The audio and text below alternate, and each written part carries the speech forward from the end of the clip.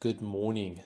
It is just after 5 on a Saturday morning. Lovely morning. We're going to do a 20k long run. Luckily, the paces are not bad. It's going to fluctuate throughout the run. Usually, I would stick to one pace and either ramp up or fade away.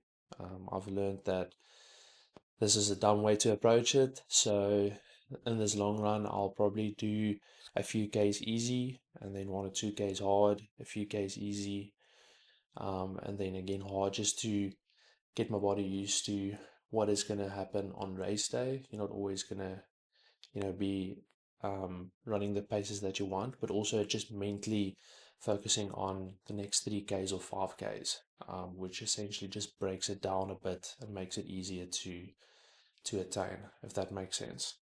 But yeah, gonna have a peanut butter and honey sandwich, and we're gonna head off. Hopefully, just under 2 hours. Come back, see how it went, grab a coffee with my mate.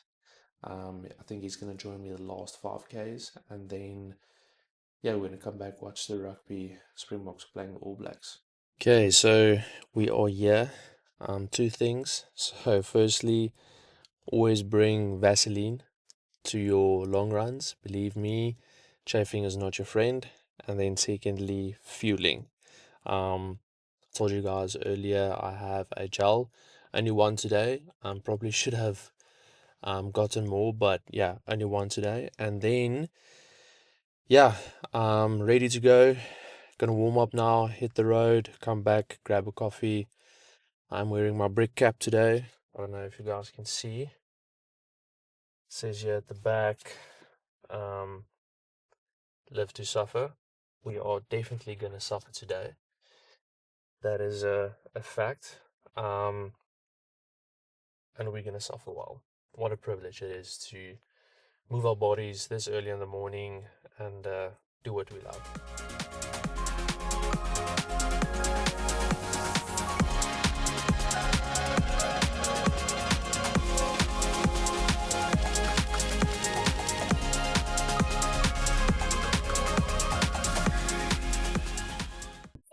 So just completed the 20k run. It was actually quite fun.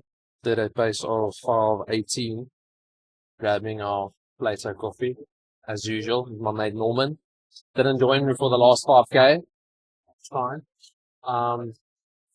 Was quite nice. It's actually quite cool that the first 10Ks is quite an uphill, and then last 10K is quite downhill. So the elevation up is quite hectic, and then down, moving a bit better. But yeah, that's it. Okay, Saturday recap. We are currently in a cafe. Did a 20k long run this morning in Stellenbosch. Really, really enjoyed that. Did that without any earphones. I said I'm going to do this whole marathon prep without earphones. I have to tell you guys that I did use earphones yesterday on a 6k run. I don't know, I just felt like I needed that motivation to get me through. Nonetheless, enjoyed the 20k, grabbed a coffee with my mate afterwards, felt really good. And yeah, that's the first proper long run of this marathon prep. I know next week and the following week is everything above 20Ks. And then I think in 4 weeks' time, then we're going to hit it big with like, I think a 33, which I'm really looking forward to. But yeah, it's still a bit daunting, but we're going to get there. Following processes and sticking to the system. Yeah, it just got me thinking while I'm sitting here, listening to a podcast over driving to the cafe. I listened to Chris Williamson, and he spoke about if you imagine your life being a movie, that classic, you imagine your life being a movie and spectators are sitting in their seats watching you currently. What is the one thing that is smacking them smack bang in the face, screaming at you what you should do? That just stuck with me. That's a vision that everybody needs to try and visualize. I'm currently in a process where the vision is becoming more clearer. I can see where I need to go, how I'm going to get there. Obviously, it's not pitch perfect, but it's still there. But it's getting better. And yeah, it's so exciting, man. When you realize that you've been placed on this earth for a certain reason, and you start to identify that, it just gives me energy. It gives me energy, motivation to move forward, see what I can do. But it's hard. It's not clear skies. Like I mentioned, it's still a bit blurry, but it's getting clearer. But it takes time, but also walking with faith. Um, God on my side, me practicing and learning teachings from Jesus Christ and God, and especially this week, what's happened over in America, yet I'm in South Africa, but you still feel the consequences. What goes on around the world, the violence, and yeah, just it makes me stronger in my faith to be courageous, to stand up and say what I believe in, and walking into the unknown, but having God by our side is an absolute blessing. It lifts up the burden that's on your shoulders, and it's an everyday procedure. Um, we're all sinners, and we all strive to be better in this life, and it's just a blessing knowing that Jesus Christ died on the cross for us, and we are here to serve Him and serve God in any way that we can. That just goes to show that short-term sacrifices will lead to long-term results and success. I've always been acutely aware of my age, how old I am, and where I am currently at. And that can be a blessing or a curse. In this case, I decided to take advantage of that, acknowledging that I'm in a building phase. I need to build, I need to graft, I need to work hard. There's no time to waste. It's foot to the pedal 100% in anything that I do, trying, failing, but giving it 100% because we only have one shot at this. We literally only have one shot at life.